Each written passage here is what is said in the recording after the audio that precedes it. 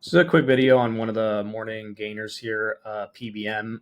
Not as much of a gainer anymore, but just doing some quick due diligence here. I can see just from the recent 6Ks that they achieved compliance through. So this was they achieved compliance with the stockholders' equity requirement. So they have to have 2.5 million in stockholders' equity. It's a Nasdaq rule. So stockholders' equity is just assets minus liabilities, and one of the ways to cure that is by removing some liabilities. So in this case, they're issuing stock for debt. We can look further. I see that they have a registration statement here. It looks like it's registering some of this stock that was converted from the debt.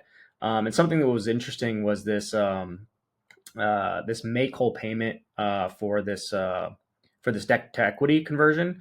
And so Copilot's actually a really good tool to use for this. So I can go ahead and plug in a question here, get the details of this make whole payment. It's asking me for the time period. So this is in the last 2 months.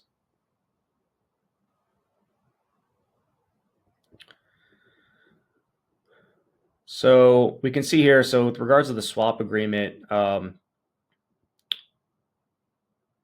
basically in the event that the VWAP in the 10 days prior to January 15th is lower than 50 cents. So after the reverse split, this would be around $37.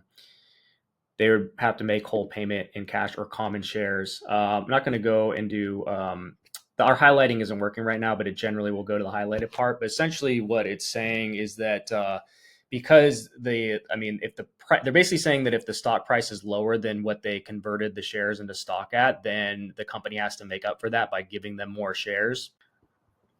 So ultimately, what generally happens is it's favorable for the holder who's potentially going to get these make whole shares to short the stock, even though they don't technically have them yet. And you can see just from the action here, that's probably what they're already doing, because they might as well just keep shorting it.